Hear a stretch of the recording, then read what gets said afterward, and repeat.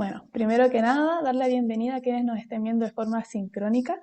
Mi nombre es Elizabeth Elwin, soy asistente de proyectos en Otros Cruces y hoy día estamos aquí para hablar del conflicto palestino-israelí y la religión, porque muchas veces este conflicto se ha entendido como un conflicto religioso, ¿cierto? Se ha hecho harto énfasis en que la religión es uno de los factores determinantes del conflicto. Entonces hoy día queremos hablar y aclarar un poco realmente qué es esto, qué tan así es, cuál es el rol que tiene realmente la religión y cómo entender lo que está pasando en Palestina realmente. Para eso estamos con Noel Salah, que es cientista política y parte de la organización Solidaria con Palestina, que es una organización universitaria que se dedica a concientizar y a promover la paz y la justicia en Palestina. Muchas gracias, Noel, por estar aquí. Gracias a ustedes por la invitación, muy contenta de poder darles esta entrevista y feliz también de poder hablar sobre este tema de la religión, que por lo general es un tema bien conflictivo dentro de lo que sucede en Palestina y Israel. Sí, bueno, muchas gracias. También era lo que nosotros queríamos abarcar hace mucho tiempo. Así que, si te parece, partimos al tiro con la primera pregunta, que es, bueno, en tu opinión, ¿se podría catalogar este conflicto como un conflicto religioso y por qué?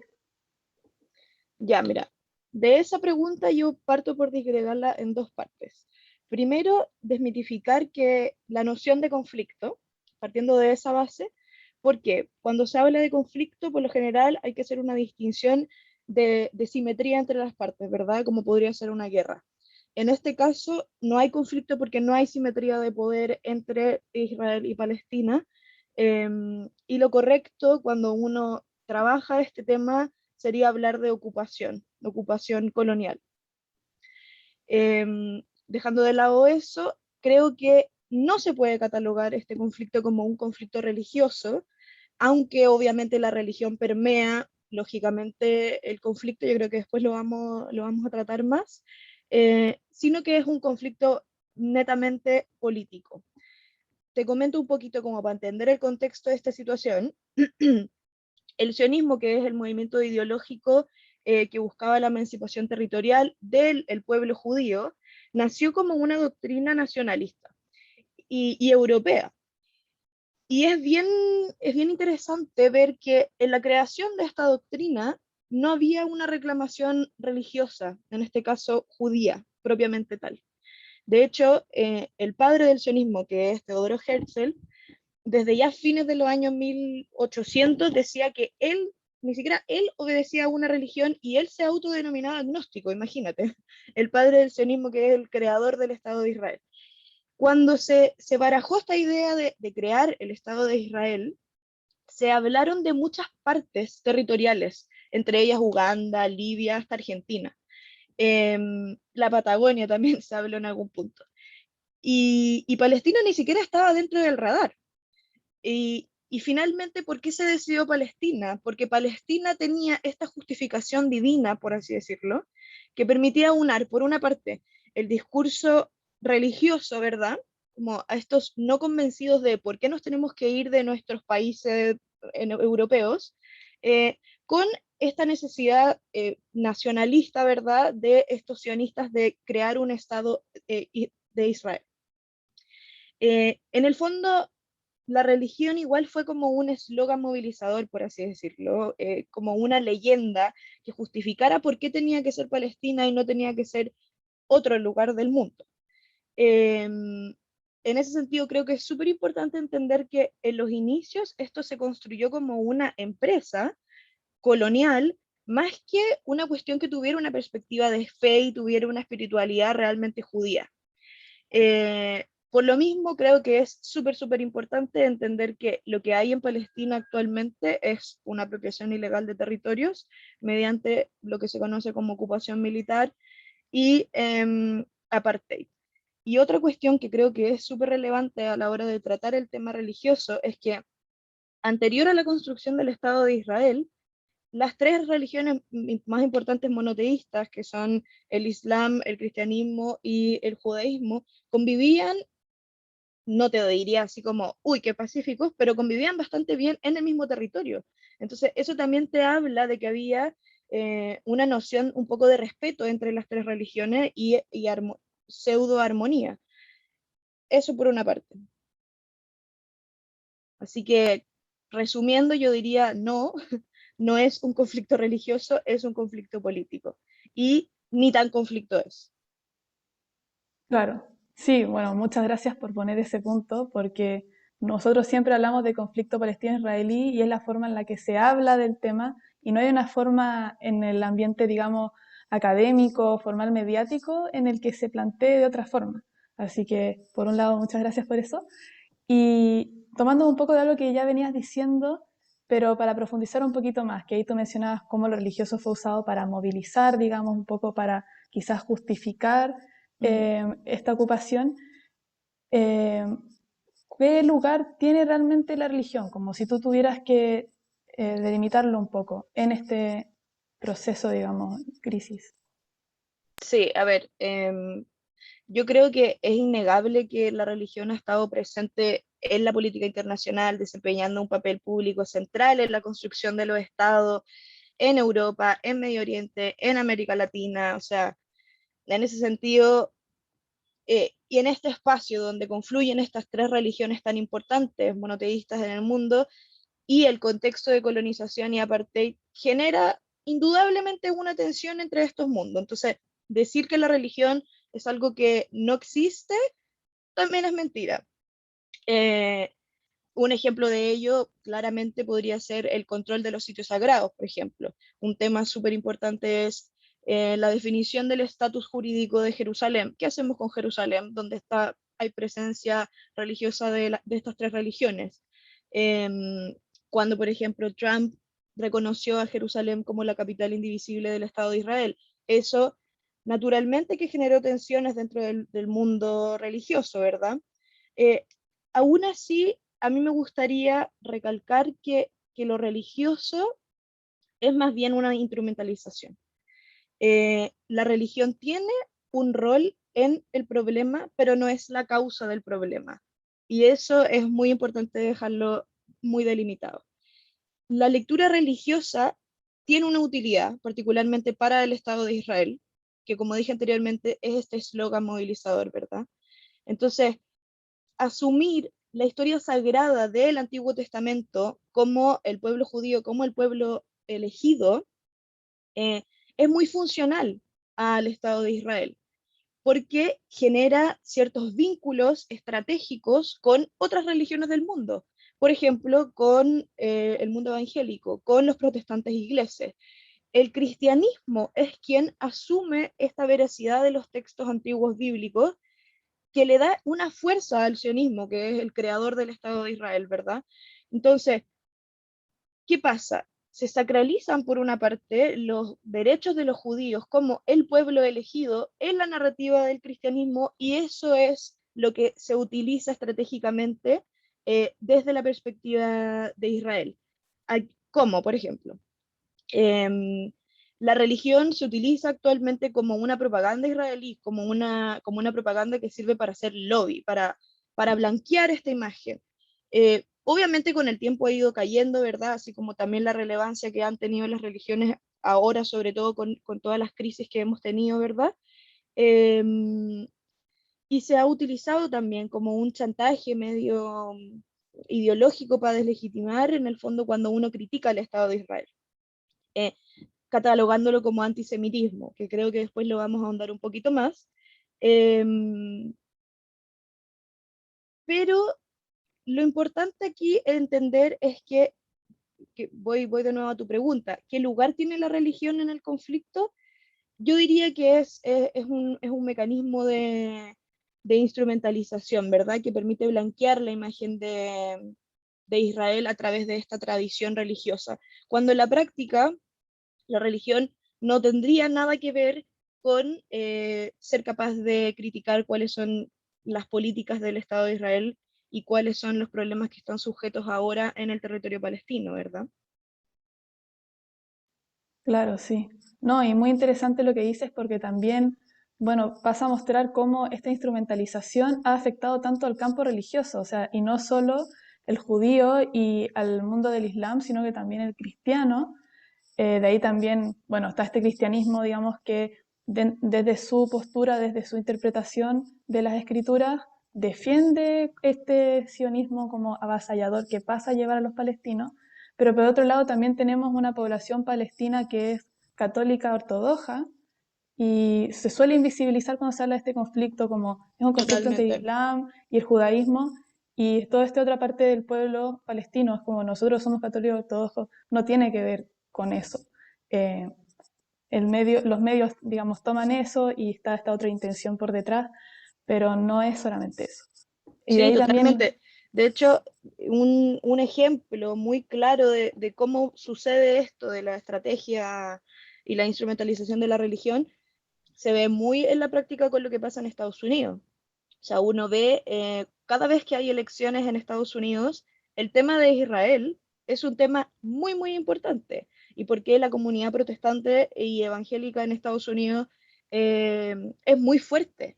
Y ahí tú ves como los nexos que hay. Entonces, nunca Estados Unidos ha sido un mediador imparcial en este conflicto, en parte porque se entremete este tema medio religioso, ¿verdad? Entonces, hay ciertos gatillantes importantes ahí. sí, no, claro, y también ha pasado en Chile, digamos, en algunas marchas que ha salido la bandera de Israel y también ha sido un tema a analizar. Eh, o sea, también ahí, desde esta conversación, yo pienso como también hay algunas cosas que uno podría rescatar, pero ¿de dónde viene como esta idea de darle tanto protagonismo a lo religioso? ¿Qué es lo que lo hace tan atractivo? No solo desde estos intereses que hay, digamos, desde arriba, sino que para que sean captados desde abajo y permanezca esa idea de que este es un conflicto religioso y que eso es como lo central. Sí, es que bueno, yo creo que es muy, muy funcional al poder político económico del Estado de Israel y siendo una estrategia, esta estrategia tiene que ser capaz de permear en alto, medio y bajo nivel social. O sea, si no, no sería una estrategia efectiva, ¿verdad? Em, y la idea de poner a este discurso religioso en la región como parte de una justificación sagrada, es decir, un dogma que no se puede revisar porque es una fe y uno como fe no puede cuestionarla, eh, te permite también dejar de cuestionar en el fondo el fundamentalismo del Estado de Israel, porque van de la mano, ¿verdad? Entonces, no, porque si tú me criticas a mí, estás criticando a mi religión, entonces estás siendo antisemita. Es muy, muy funcional el ligar la religión con las prácticas políticas, porque eso te evita de ponerte sobre el estrado ante cualquier situación. Y de hecho, si vemos a nivel político internacional, el Estado de Israel es uno de los pocos estados que no cumple con el derecho internacional, que los países tampoco hacen mucho. Bueno, ahí también hay otro tema que tiene que ver como la estrategia geopolítica, económica, militar, ¿verdad? Que claro, Israel ha sido muy inteligente en construir sus alianzas, em, pero la religión sin duda te genera este como manto blanco de inmunidad, ¿verdad? Em, y mucha legitimidad en el actuar, mucha legitimidad. Y creo que eso es lo más interesante, como de evitar recibir sanciones a todo costo, porque sobreponen una religión, el concepto de tierra prometida, y también, por qué no decirlo, que esto es algo conflictivo, pero el dolor también que ellos han vivido en el Holocausto. Con esto yo no quiero desprestigiar el factor de que el pueblo judío siempre ha sido un pueblo históricamente excluido y perseguido, pero esto no, no quita el hecho de que podamos cuestionar una narrativa que se suele considerar como exclusiva y excluyente. Una persona que no profesa ningún tipo de religión, o sea, ¿qué relevancia puede tener una narrativa religiosa en la justificación de una política territorial, colonial y de apartheid? Nada. Sí, entiendo totalmente. Y ahí lo que venías diciendo también de esto del antisemitismo, cómo se utiliza eso como defensa para no cuestionar las acciones ilegítimas del Estado de Israel, y cómo se confunde el antisemitismo con el antisionismo. Entonces también aprovechar la oportunidad de preguntarte si pudieras presentar esta diferencia y qué te gustaría decir, digamos, para aclarar, porque por un lado está el Estado de Israel que utiliza esta idea del antisemitismo para defenderse, pero también eso ha llevado a que personas piensen que la causa palestina es antisemita, confundiendo estos conceptos. Entonces, ¿qué te gustaría decir en respecto a eso Sí, para aclararlo? sí, total. A ver, hay que hacer una gran diferenciación entre judío, israelí e israelita, partiendo de la base que esas tres cosas no son lo mismo, así como también el judaísmo no es lo mismo que el sionismo, ¿verdad? Eh, Se trata de decir que son la misma cuestión, lo que te decía anteriormente, para evitar, en el fondo, criticar las políticas del Estado de Israel, cuando en realidad la religión no necesariamente tiene que ver aquí. Puede que exista un judío que tiene que ver con la religión, que no sea israelí, es decir, que no viva en el territorio conocido como el Estado de Israel, por ejemplo, un judío chileno, eh, y puede no ser sionista, es decir, puede que no comparta cuáles son o sea, las políticas que utiliza el Estado de Israel actualmente, o inclusive pueden haber judíos que ni siquiera están de acuerdo con la creación del Estado de Israel, que vendrían siendo los judíos ultraortodoxos, ¿verdad?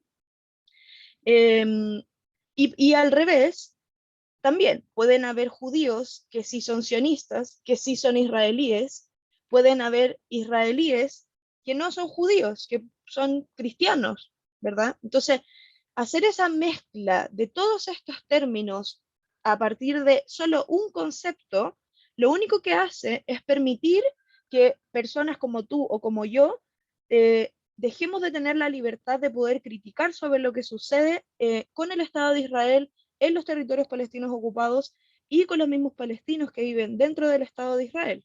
Entonces, ¿qué es lo más importante? Separar la tradición religiosa judía de lo propiamente sionista, que es entender este proyecto colonial, ¿verdad? Y hay que ser muy claros cuando uno quiere reivindicar la cuestión palestina, eh, porque no puede ir a expensas de ataques de judíos. Y quiero también ser muy clara con esto. Uno como activista de la causa palestina tiene un rol muy fundamental en estar en contra del antisemitismo, porque desde ningún punto de vista hay que negar la existencia de que hay mucho antisemitismo en el mundo, de que el antisemitismo ha crecido a lo largo de los años, especialmente en Europa, eh, y que cada vez que se habla de un judío se le trata mal. Yo misma lo he visto por redes sociales, entonces creo que también hay una responsabilidad de todos, no solamente de activistas por la causa palestina, sino que de todos quienes creemos en la lucha por los derechos humanos, que esto es una cuestión transversal y que nunca nos debemos referir a la religión que tiene una persona cuando nos referimos a que estamos en contra de las políticas del Estado de Israel. Eh, un ejemplo muy claro, eh, como para ejemplificarlo más fácilmente, es, eh, hay varias campañas de boicot, sanción y desinversión contra el Estado de Israel a nivel de comunidad, de sociedad civil y de comunidad internacional, que esto busca en el fondo presionar para que el Estado de Israel cumpla con el derecho internacional y que finalmente puedan sentarse tanto israelíes como palestinos y poder llegar a un piso mínimo de acuerdo en negociaciones de paz, ¿verdad? En ese sentido, siempre el boicot, la desinversión y las sanciones tienen que ir ligadas a instituciones o personas que están directa o indirectamente relacionadas con políticas que promuevan la colonización y el apartheid. Yo no puedo, por ejemplo, boicotear a una persona por el simple hecho de ser judío y ni siquiera por el simple hecho de vivir en el Estado de Israel, porque eso no lo convierte desde ningún punto de vista en una persona sujeta a boicot. Eh, Creo que eso también es importante recalcarlo porque muchas veces se dice que este movimiento, que es conocido como BDS, es un movimiento antisemita porque el target es particularmente las personas religiosas judías y quiero desmitificar totalmente eso. Y, por ejemplo, uno de los temas que se trabajó arduamente dentro del boicot académico es desvincular aquellas universidades, ejemplo, acá en Chile, con la Universidad Hebrea de Jerusalén. ¿Por qué? porque entre otras muchas cosas, la Universidad Hebrea de Jerusalén tiene la mitad de su campus en territorio palestino ocupado.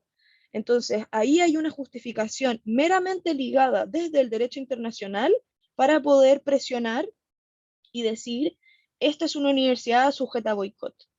Yo no boicoteo a la Universidad Hebrea de Jerusalén porque sea una universidad que esté en Israel y porque tenga alumnos y estudiantes judíos, sino porque hay un verdadero argumento que justifica ese boicot, ¿verdad? Eso por una parte. Y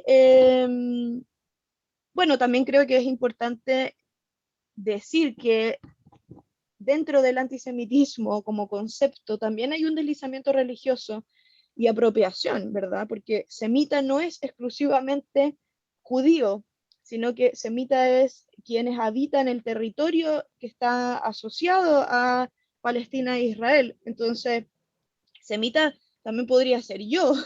Entonces, pero se entiende, ¿verdad?, que antisemitismo está ligado al mundo de los judíos y por eso hago la distinción de que siempre nosotros tenemos que luchar contra el antisemitismo. Sí, muchas gracias. Quedó súper claro cómo lo distinguiste. Y realmente también, o sea, recalcando un poco lo que tú decías, hay movimientos, hay organizaciones y comunidades judías que se pronuncian en contra del Estado de Israel porque lo que está haciendo, digamos, por mucho de que se utilice este discurso religioso, no es algo que ellos respalden. Y no creen que deba defenderse de esa forma tampoco. Lo mismo Ujú, como dentro del mundo cristiano se ha tratado de hacer también, como hay quienes dicen que esto está bien y la verdad no, y cartas, digamos, cosas así. Entonces, visibilizar eso muestra la diversidad de voces que hay entre los distintos mundos, distintas facciones, en donde, o sea, se va cayendo de a poco, digamos, como esto que se ha construido se ha ido cayendo de a poco, y sí lo podemos ver un poco en el sentido de que, cuando yo decía al principio que muchas veces se ha hablado de la religión como el factor determinante, es verdad que estos últimos años cada vez hay una visión un poco más crítica, en donde pasa sí. a ser como, es solo un factor, también hay factor histórico, hay factor nacional, hay factor étnico, pero aún así en el discurso permanece, digamos, esta importancia religiosa, sobre todo, como tú también decías, dentro de comunidades religiosas que toman bandos, por así Ujú, decirlo. ujú. Pero aún así, bueno, hablando un poco para ir terminando la entrevista y yéndonos como a esto del mundo religioso y como todo esto que está pasando, ¿crees tú que los líderes y lideresas religiosas tienen un rol, deberían o podrían tenerlo en esta situación? ¿Crees que hay algo que ellos podrían hacer en este contexto que ayude, digamos, a, por un lado, desmitificar esto o a otras cosas que promuevan la justicia y la paz en Palestina? Sí, a ver, yo creo que todos los líderes y lideresas del mundo religioso, sin importar qué conflicto, siempre deben ponerse del lado del oprimido y estar por la paz, ¿verdad? En este caso en particular, creo que el mundo religioso no se puede apartar del proceso de paz. Y en ese sentido es importante dejar el recelo y caminar hacia este proceso pacífico, evitando polarizaciones entre las partes, entendiendo que es un territorio donde deberían confluir estas tres religiones de manera muy natural, eh, porque de lo contrario va a ser muy difícil resolver particularmente aquellas cosas que requieren un estatus de lugares santos. Y es algo que para el mundo religioso es muy importante. La religión históricamente ha tenido un rol muy, muy importante en unificar, en pacificar, y creo que eso debería seguir siendo el rol que deberían tener las religiones en el mundo, ¿verdad? Particularmente en este caso, creo que levantarse públicamente y, y hablar sobre lo que está sucediendo es también muy importante. Posicionarse, como dije anteriormente, desde el lado del oprimido y no desde el lado del opresor, es también algo que las religiones deberían propender, ¿verdad? Eh, a mí me gustaría ejemplificar esta cuestión con lo que pasaba en el apartheid sudafricano. El obispo Desmond Tutu tuvo un rol muy, muy, muy preponderante en la caída del apartheid sudafricano, ¿verdad? Él se levantó contra esta injusticia y se convirtió como símbolo de este proceso de reconciliación, ¿verdad? Fue también si no me equivoco, presidente o encabezó la Comisión de Verdad y Reconciliación en Sudáfrica, y él nunca dejó de lado su condición de obispo, ni dejó de lado la teología para liderar estos procesos, ¿verdad? En ese sentido, ¿es la religión un motor de cambio? Sí, puede serlo, debería serlo.